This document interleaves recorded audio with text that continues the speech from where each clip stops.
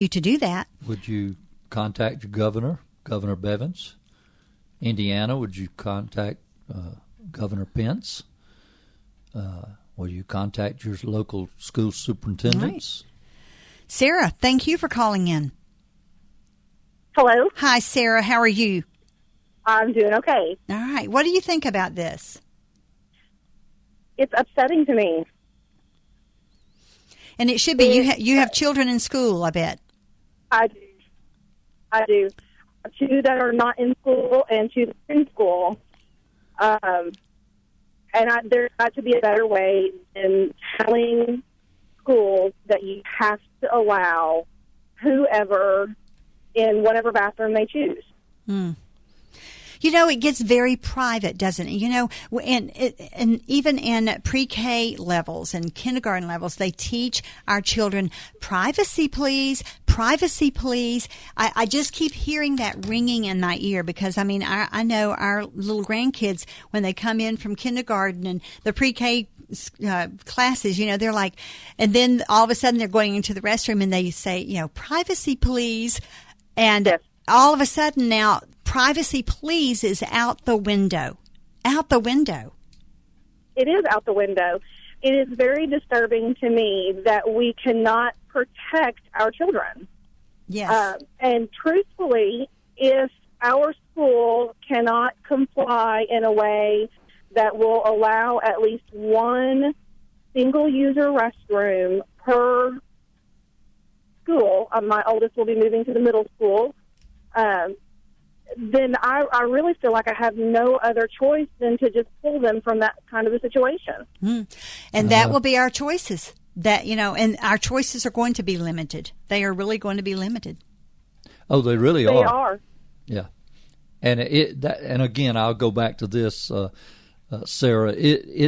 We really need to vote this election because this insanity needs to stop. It does, and I cannot stress enough to my children that even if you feel that your vote does not count, it is your civil right, ability, and duty to yes. vote. To vote. That's exactly right. Well, and so many people are disheartened because their candidate is not in the race now. And here's the thing, and just like Bruce said, you know, we've got the top and we've got the bottom. Now, which one are we going to choose? You know, and we know that and I hate to make this a partisan deal today, but it kind of sort of is. And, because we have a Democratic president in office now, and he is mandating all of these things that has really changed the complexion of our moral character in this country. And, yes. and I hate to say it, I don't see, because already Secretary Clinton has said, hey, I'm all about Obama. First she wasn't, now she is. She's kind of flip-flop. Well, we see Bernie Sanders, who is totally, completely socialist. So, when Bruce said, we've got the top rung, we've got the bottom rung, what are we going to choose?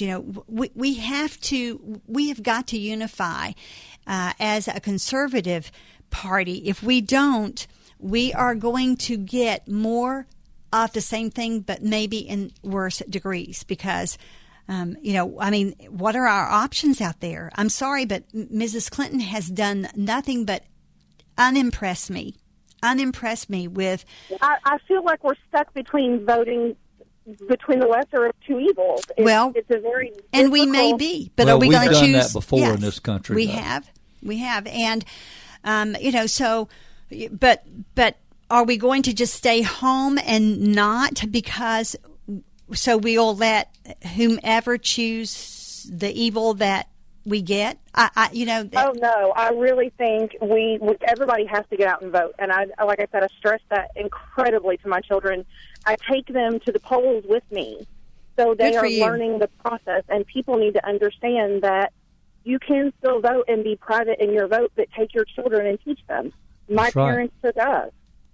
Amen. Yep. It's a good thing to do. I know, Sarah, and I hear you. And I pray that many people are now considering, because it gets down to, are we going to, and I know it's hard when you depend on two incomes, but this may be a time in our culture when we have to really decide, am I going to downsize? Am I going to stop? And this may be our schools too. Are we going to, all right, we'll go back to no computers in the classroom. If that's what it takes, we'll go back to chalk on the chalkboard. We'll go back to, reading, just writing, and arithmetic. paper and pencil, and we'll go back to the basics, and we will forego all these luxuries that we are affording our children in these schools that is costing. All these luxuries are costing billions of dollars. That's what it's costing. And so, and we won't have these lunches that the kids are throwing in the trash can because, Michelle Obama has decided what they will eat. Well, they don't understand that if they don't get it at home, they're going to hate it at school. It's kids that don't eat it on a regular basis are not going to eat it at school. And so thousands, I hear the school officials saying. I have big issues with the school lunches anyways, because our school lunches are horrible. When you can count a pizza as a vegetable because it has tomato sauce on it? Right. Come on. Right.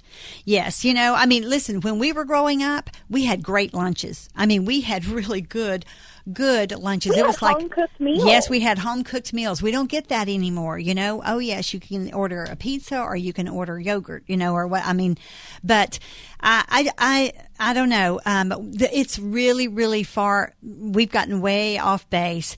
And maybe if we get back to some of the basics and just say, you know what? Yeah, you keep your money, federal government, and maybe you can reduce the deficit. But listen, our congressional leaders will probably find some other way and our president, the administration will probably find some other way to just, throw it away because they really do find creative ways to throw away our money. But thank you so much for that, Sarah, and God bless you. I'll be praying for you because, we have kids in that fight. We do because we have our grandkids. But I feel for you parents who are going to have to make some tough decisions. You really are. I'd encourage Debbie to call back. Yes, Debbie, I'm sorry. We were talking. 571-2428, 571-CHAT. Join in on the chatter today on Just Ask Joyce. Don't go away. WFIA, The Spirit. Almost 4 in 10 high school seniors in Kentucky don't fill out the free application for federal student aid, the FAFSA. We asked students why that is. I honestly have no idea what the FAFSA is. At my high school, they don't really talk about the financial aid or FAFSA for that matter. Filling out the FAFSA is the first step to getting your share of $150 billion in financial aid. And it just got easier. Visit knowhowtogoky.org to find out more. This message is brought to you by the Pritchard Committee Student Voice Team and the Council on Post-Secondary Education. At Window World, you're going to get our very best quality product at the lowest possible price, right up front. Hi, I'm Kim Foster here for Window World. From the Good Housekeeping Seal to our limited lifetime warranty, for just $60 a month, you get 8 windows installed, plus energy-saving solar zone with approved credit. What a value! Window World guarantees our windows, including labor and glass breakage, for life. Give us a call or visit us online for full financing details at 800-NEXT-WINDOW or windowworldlouisville.com. Window World, simply the best for less. It's like the rebirth the world feels during spring, the new life when there was none, and the hope of real growth and wonder, like the kind of wonder of joining Alistair Begg on a magnificent Mediterranean journey. Have you ever wondered what it would have been like to travel the dynamic missionary journeys of the Apostle Paul, to see for yourself the sights of the early Christian church? This is Alistair Begg, inviting you to join me this fall on the footsteps of the Apostles' Mediterranean cruise. Together we'll encounter the sights of the early church,